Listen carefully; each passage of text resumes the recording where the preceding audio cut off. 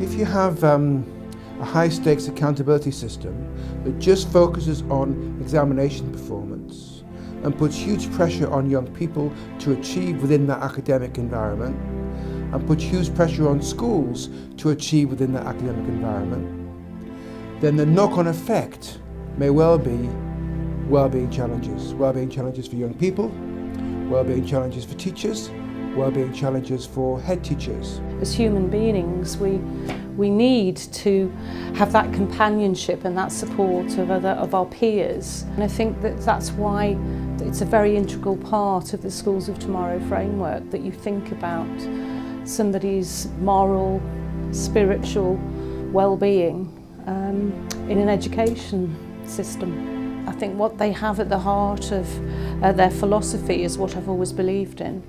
And it was really exciting and refreshing when I'm quite close to the end of my career to finally be working for a school that has children at the heart of their vision. It's vital. It's really important for us to feel happy at school. If you're not happy, you're not going to work well or learn anything or really be bothered. So it's really important to be happy at school.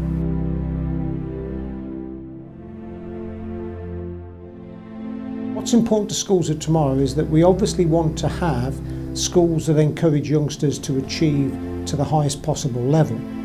But the three areas of our work beyond that, which to me are much more important, is that we're concerned about the well-being of students and everyone in the school community.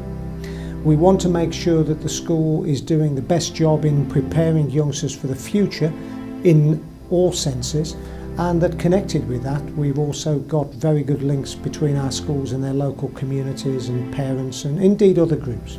I think that they could lead the way in terms of their four-quadrant framework for thinking about accountability in a different way and help the sector to reclaim accountability rather than to feel that accountability is imposed from the top down.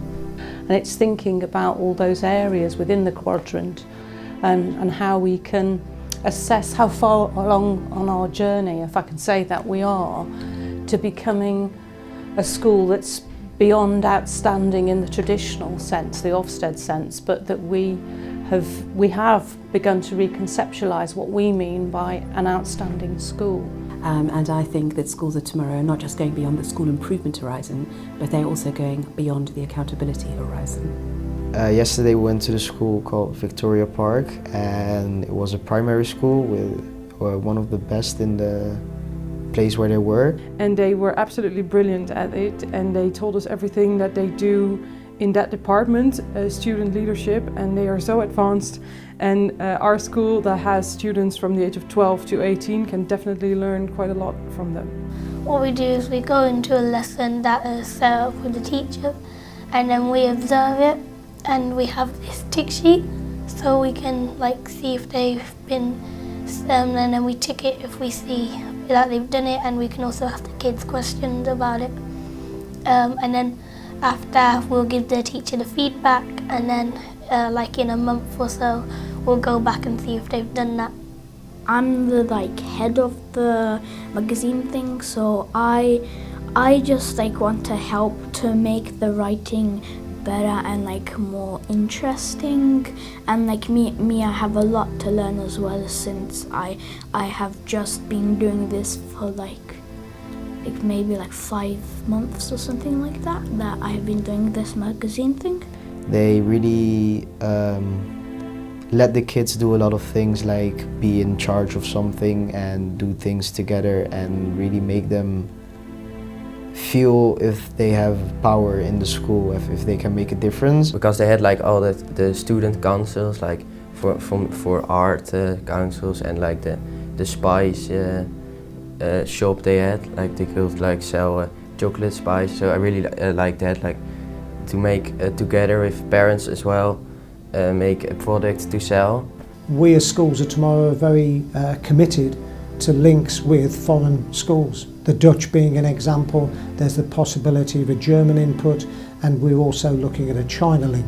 It's really facilitated the transformation of the school. I would say especially in terms of the ethos of the school, for the students, for the teachers and for the parents. One of the other things is we're not an organisation that exists for profit. We really are there to make a difference. Many of us work within the organisation pretty much as volunteers, and I think that sums up just how passionately we feel about the need to change the focus of our education system away from a system that is all about accountability and results, and that actually drives teachers away, turns students off. What we wish to do as an organisation is to reverse that trend and to really to find a true moral purpose in education that begins to make a difference.